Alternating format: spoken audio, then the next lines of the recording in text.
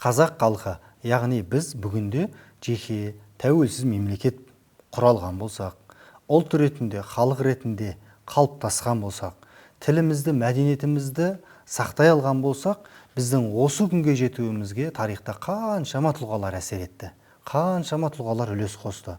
Біздің кезекті жобамыз тұлға тануға арналады.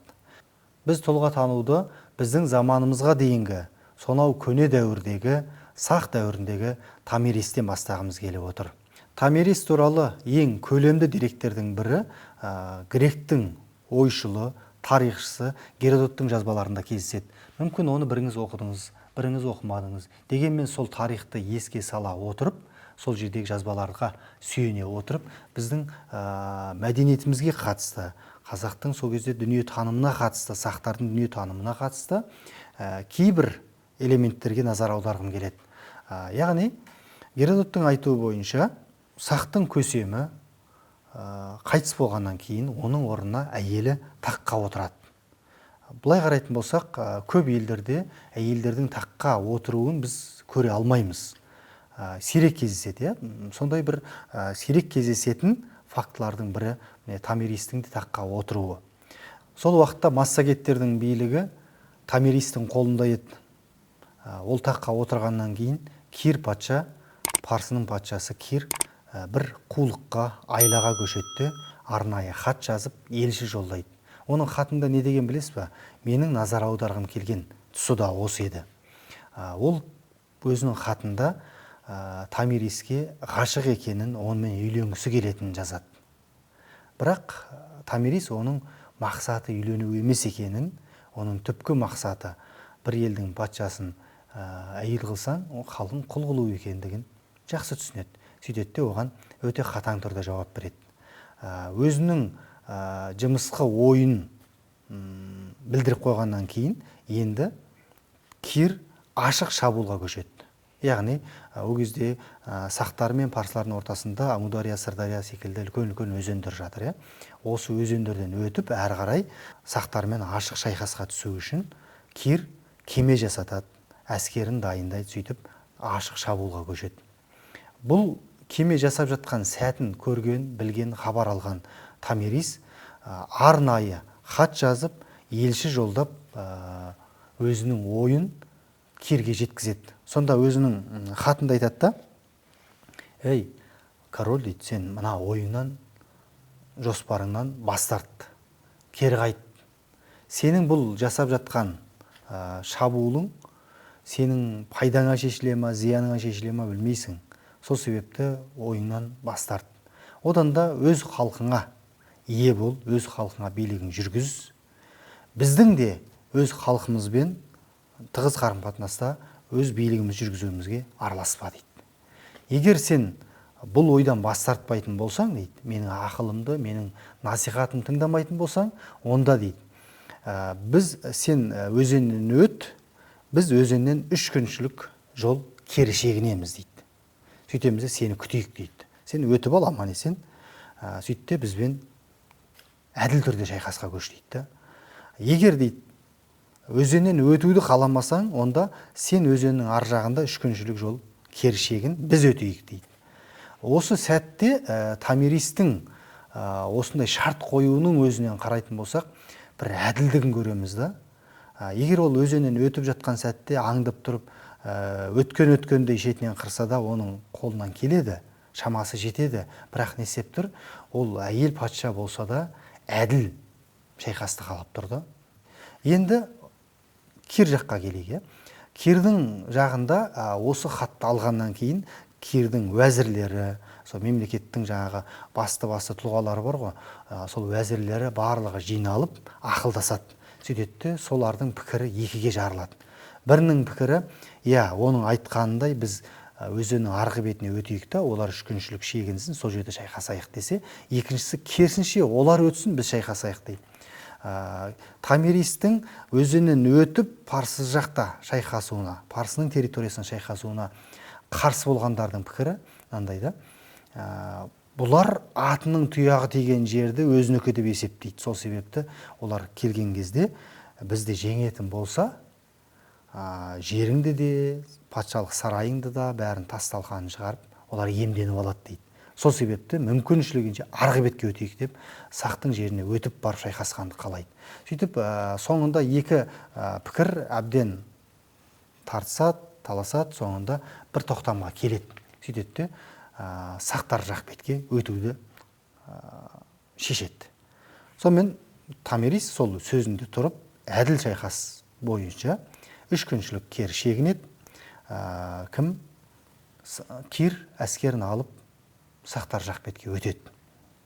Осы жерде Кирдің екінші бір айласы іске қосылады. Екінші айласын іске қосады. Бұл не? Ол жаңағы уәзірлермен ақылдасқанда айтады ғой. Мен әскерімнің негізгі қуатты бөлігін емес дейді. Ең әлсіз, еш нәрсеге жарамайтын бір бөлігін алам да, азық түлік, шарап, әртүрлі нәрселер толтырып, алғы шепке қоя салам дейді. Олар барады да алғы шепке дастархан жақсылап тапсырма береді. Дастарханды құрады, үстіне арақ шарабын толтырып дайындайды, тамағын дайындайды, сөйтеді. Шабуылға енді көшеміз деп отырады. Сол уақыттарда сақтың әскері келеді. Томирис те өзінің әскерінің бір бөлігін жібереді. Ол әлсіз бөлігін емес, жалпы қуатты бөлігін жібереді.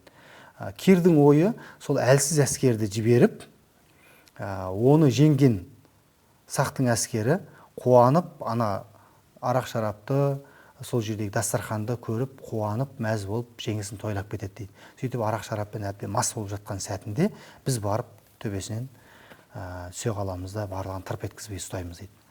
Бұның арам пиғылы сондай жұмысқа жоспары шынымен сол айтқандай жүзеге асады.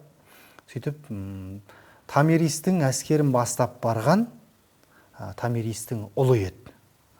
Спарғап, қателеспесем, сол басқарып барады да, тура сол сценарийдегідей, жоспардағыдай жеңіске жетеді. Жеңіске жетіп, қуанып, тойлап, соңында мас болып жатқан сәтінде тұтқынға түседі. Кир негізгі жеңіске мен жеттім дейді. Кімге? Бұл хабар кімге жетеді? Томириске. Томирис ашуланып хат жазады. Маған ұлымды қайтар, мына ойыңнан, лас ойыныңнан бас тарт, әділ түрде кел дейді. Бірақ Кир оған қарамайды. Сөйтеді, әрі қарай үлкен шайқас басталады. Томирис бүкіл әскерін жинап, ашуға мініп, сөйтіп Кирге қарсы шабады.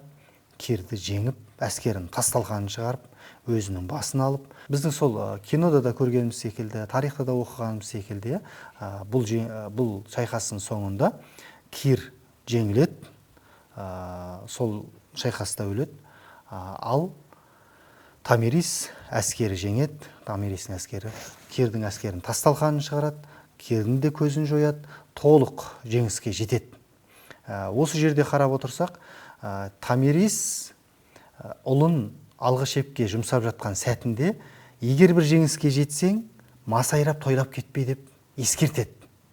Бірақ бала шалалығымен бұл ақылды, шешесінің ақылын ескермейді, бірақ сол тұзаққа түсіп қалады. Осы жерден де біз көреміз, Томиристің жай бір қатардағы адам емес, өте мықты стратег екенін көреміз. Кетіп бара жатыр, баласын ескертіп жатыр.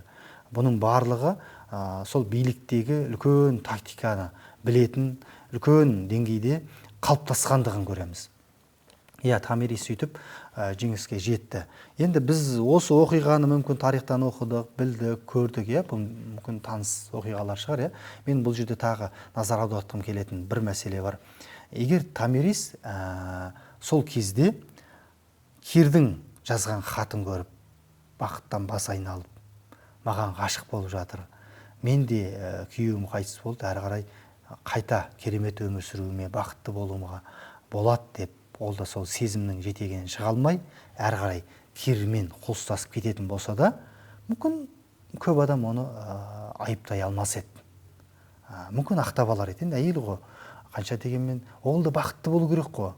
Неге кейбір адамдардың несіне ол құрбан болу керек деп ақтап алуға да болар еді. Алайда Томирис ол дәуірдегі, оның алдындағы да, кейінгі де кез келген билікке келген хандар секілді ерлерден де артық жауапкершілігін сезініп, өзінің мойнына жүктелген міндетті артығымен орындады деп айтуымызға болады. Өйткені ол сезімді, мемлекеттің ісі, ұлттың ісі тұрған жерде эмоция, сезім дегенді бір шетке ысырып қойды да, ол ұлттың жауапкершілігін, мемлекеттің жауапкершілігін бір кісідей мықты атқара алды, көтере алды. Яғни осы күнде біздің жеке мемлекет болып қалыптасуымыз, ұлт ретінде қалыптасуымыз, тәуелсіз болып отыруымыз, тілімізді, мәдениетімізді сақтауымыз бір керемет өздігінен бола салған дүние емес. Осы секілді, Томирис секілді қаншама тұлғалардың осы уақытқа дейін жасаған ерліктерінің жемісі деп айтуға болады.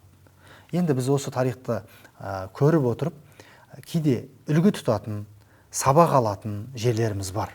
Мысалы, жаңа Томиристің баласының әрекетінен қарасақ, осалдығы, ол тұзаққа түсіп қалды. Бұндай бір қателіктер өмірде болатын дүниелер, біз осыдан сабақ аламыз да. Біз демек осындай сәтте сәл сергек болуымыз керек. Тұзаққа түсіп қалмау керек, бейқам болмау керек деген сияқты. Мүмкін шешесінің ақылын дұрыс тыңдау керек пе? Тарихтан біздің осындай сабақ алатын да жерлеріміз бар. Кейде мақтанышпен айтатын, үлгі тұтатын жерлеріміз де бар. Томиристің мықты шешімдері секілді. Біздің тұлға тану жобамыздың мақсаты да өткеннің өнегесін, сабағын алу. Біздің бұл тұлға тану жобамыз сізге ұнады деген ойдамыз. Егер ұнаған болса, пікір жазыңыз, лайк басыңыз, достарыңызға, жора жолдастарыңызға, ағайын туысыңызға таратыңыз. Біздің аккаунтымызға, каналымызға жазылыңыз. Сіздерден хабар, хат күтеміз.